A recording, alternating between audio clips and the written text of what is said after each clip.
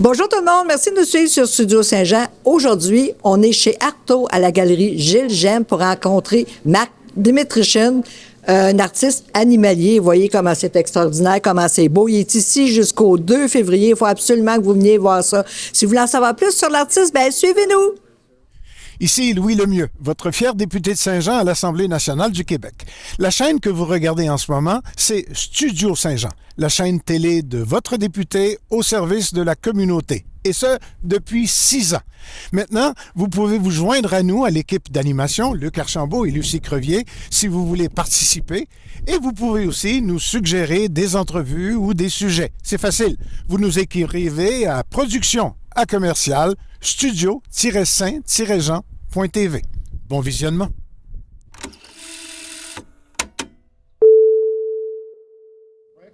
Bonjour Marc DMYTRYSHYN. Bonjour, Madame Lucie. Aujourd'hui, c'est ton vernissage. Oui, je suis vraiment content. C'est ton premier grand vernissage, je crois. C'est la première fois que tu exposes ici chez Arto aussi, parce que tu es un nouveau membre d'Arto? Oui, j'ai eu le plaisir d'amener un petit entrée mai passé, mais c'est vraiment la première fois à cette échelle-là. Tu es un autodidacte, assez surprenant. J'apprécie le compliment. En fait, au fil des années, j'ai fait beaucoup d'erreurs, mais à mesure de les régler, ça m'a amené là. Puis tu n'as pas choisi la voie la plus facile, tu n'as pas choisi de peindre les choses les plus faciles.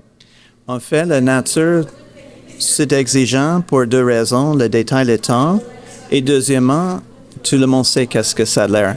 Oui. L'objet destiné. L'autre défi, c'est qu'il y a quand même d'émotions en arrière, parce que je peins d'une inspiration que j'ai ressentie, mais est-ce que je réalise à le transmettre? Et voici l'ensemble de mon drive, mon raison d'être. Tu transmets bien, puis tu améliores aussi, parce que j'ai vu ta grue, le paysage était différent. Tu as amélioré le paysage, c'est vraiment merveilleux. J'imagine, le drive a toujours été pareil, mais comme un cuisinier qui commence vers 50 ans d'expérience, c'est ce cheminement-là. J'ai toujours eu la même vision, mais ça a pris 20 ans de comprendre comment le réaliser. Peintre naturaliste, là, ça demande de l'expérience aussi parce qu'il y a toutes les textures que tu présentes. Vraiment, tes textures là, sont incroyables. Quand on voit le lichen, le poil des animaux, tu as plein de textures différentes, plein de techniques différentes aussi que tu as appris tout seul. Oui. Donc, encore là, beaucoup d'essais, quelques échecs. Mais dans la vie, je suis entrepreneur en peinture. Et des fois, à force de régler des problèmes professionnels, soit les peintures extérieures, l'industrie, peu importe, j'apprends beaucoup sur le manier des produits. Et j'applique ce même principe à des produits de médium artistique qui ouvrent des portes et des possibilités. C'est pour ça ton choix de couleur, ton mélange qui est si bon et efficace aussi. Hein? Quand on voit ta chouette, là, c'est une chouette qu'il y a là? Un grand-duc, oui. Un grand-duc? Yeah. C'est vraiment... les couleurs sont vraiment incroyables. C'est un de mes oiseaux préférés. Lui est particulièrement exigeant parce que je connais l'oiseau. C'est un membre de la chouette à voir. Son nom est Rudy, donc le titre de l'œuvre. Mais étant donné, c'est comme, entre guillemets, une personne réelle, je ne pouvais pas trop tricher. Donc, il fallait rester à l'intérieur de ses paramètres, ses couleurs, ses lignes, les détails. C'était un bon défi. Et le médium que tu utilises? C'est le produit à l'eau, je vais dire ça comme ça. C'est largement les peintures d'acrylique de bonne qualité. Aussi parfois des polymères que j'ajoute des couleurs dessus pour faire des couches translucentes. Et des fois, je vais, pas être choqué ou scandalisé, je vais commencer des fois avec des peintures de maison, je dis ça comme ça, de très haute gamme pour ma sous-couche. Et la raison, c'est pas sauver l'argent de tout, ça c'est pas le problème, mais leur caractéristique est très unique qui fait un bon départ. Quand le tableau est fini, on ne le verra plus, mais ça fait des briques pour lesquelles tout est posé. Oui, puis comme tu connais ces médiums-là, que très peu d'artistes connaissent, tu peux les utiliser. C'est fil des années d'expérience encore, qu'est-ce qui va durer dans le temps. Des choses, des gens, j'ai en parlé avec des techniciens dans les laboratoires, avec les compagnies à lesquelles je fais affaire, comme Sherwin-Williams, Benjamin Ware d'ailleurs. Fait que plusieurs années d'expertise donnent un résultat vraiment incroyable. J'avais toujours aimé la nature et j'en ai 1001 idées encore à faire. Yeah. Wow, on les attend avec impatience. Est-ce que tu voudrais qu'on s'approche d'une toile pour en discuter un peu? Absolument. Aimeriez-vous le choisir? Non, je veux que vous choisissiez. OK, d'accord. Je vais aller avec le héron parce que lui a une histoire, mais tous ont des anecdotes, mais c'en est une. Là, c'est un héron dans un environnement humide, qu'on peut dire.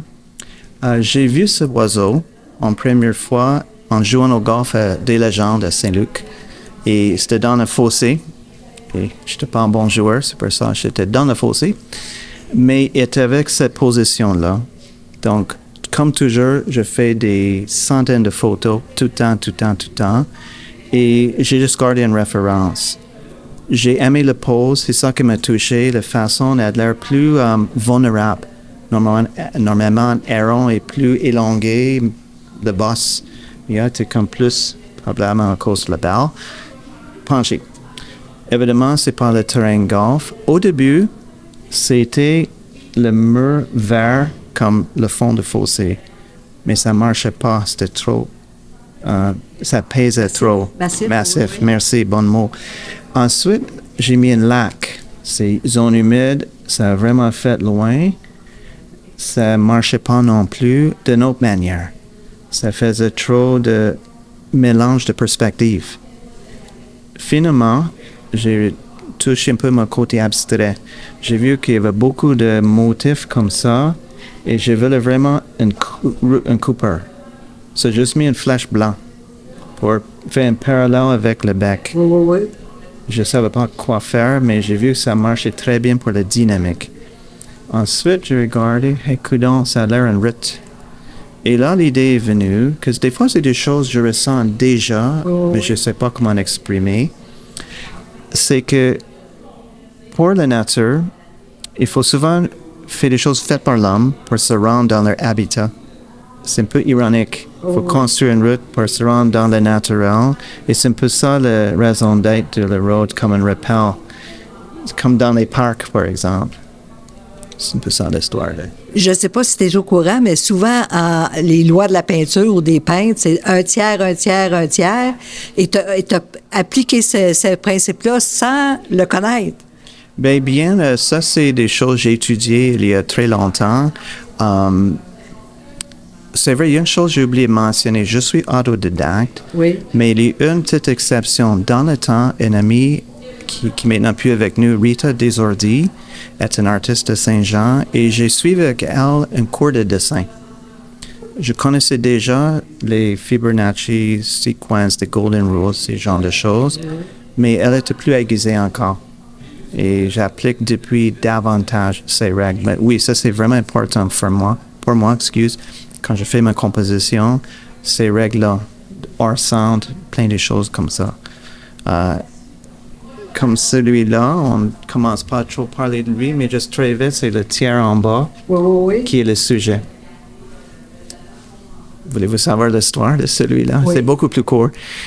C'est en 2012, la première fois, je mène mes enfants à Matane et pour voir un Mary Baus. On promenait toujours dans le bois avant ça. Et là, tu sais, en Matane, la route monte et ça descend vers la rivière.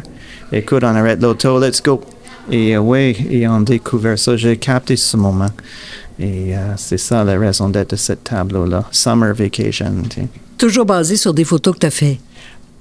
Oui puis non. Les photos, c'est vraiment des références. C'est comme un cuisinier, je dirais, qui a leur liste de recettes et les ingrédients à mettre. Mais après ça, ils laissent de côté pour laisser leur talent faire la sauce.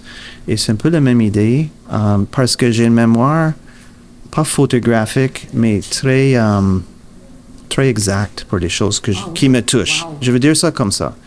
Je ne me rappelle pas tout, je vais demander à ma femme, on va confirmer. Mais quand quelque chose me touche, surtout émotivement, je l'ai vraiment saisi. Et c'est ça qui me guide dans les tableaux. Donc, les photos, c'est « Ah oui, c'est ça, ça, ça ». Je laisse de côté et je peins jusqu'à temps que ça correspond à ce que je vois ici. Tu sais que l'art animalier, c'est le plus vieil art. Dans les cavernes, on peignait des animaux. Je pense que c'est vrai. Si on voit Rembrandt et les autres, il y avait toujours des animaux dans leur scène. Souvent des vaches ou des chèvres ou des oies, beaucoup. Ben, je te remercie. Plaisir, j'apprécie l'opportunité. Surtout, bonne exposition qui est jusqu'au 2 février. Oui, jusqu'au 2 février. Alors, il faut inviter tout le monde. Ben merci.